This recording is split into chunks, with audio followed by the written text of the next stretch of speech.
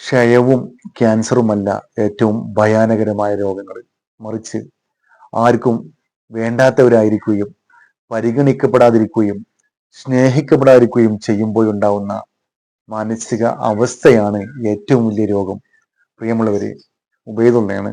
ഞാൻ ഈ പറഞ്ഞത് മഹതിയായ മദർ തെരേസയുടെ വാക്കുകളാണ്.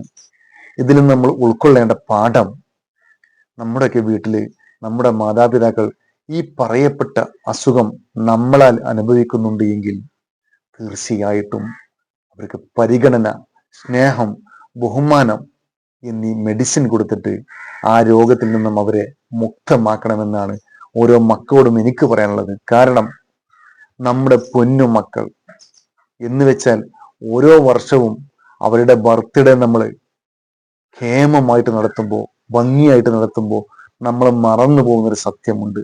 നമ്മുടെ പൊന്നുമക്കൾക്ക് ഓരോ വയസ്സും കൂടുമ്പോഴും നമുക്കും ഓരോ വയസ്സ് കൂടുന്നുണ്ട്. മക്കൾ വരുന്നത് യൗവനത്തിലേക്കാണ്, പ്രസരിപ്പുള്ള കാലഘട്ടത്തിലേക്കാണ്, നമുക്ക് ഇപ്പോഴുള്ള ആ കാലഘട്ടം. എന്നാൽ നമ്മൾ പോകുന്നത് വാർദ്ധക്യത്തിലേക്കാണ്. അസഹ്യമായ, അല്ലെങ്കിൽ ഉൾക്കൊള്ളാൻ പറ്റാത്ത ഒരുപാട് പ്രയാസങ്ങൾ അനുഭവിക്കുന്ന ആ കാലഘട്ടത്തിലേക്കാണ്. ആയതുകൊണ്ട് നമ്മുടെ മാതാപിതാക്കൾക്ക് നമ്മൾ കൊടുക്കുന്ന പരിഗണനയാണ് നമ്മുടെ മക്കൾ കണ്ടുപിടിക്കേണ്ടത്.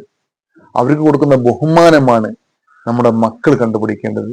എങ്കിലേ നമ്മൾ പ്രായാധിക്യം കൊണ്ട് തളർന്നിരിക്കുമ്പോൾ നമ്മുടെ മക്കളാൽ നമുക്കത് കിട്ടുകയുള്ളൂ. ഇല്ല എങ്കിൽ തീർച്ചയായിട്ടും ഈ ഒരു പ്രയാസം നമ്മളും ആ കാലത്ത് അനുഭവിക്കേണ്ടി വരും. Okay, thank you.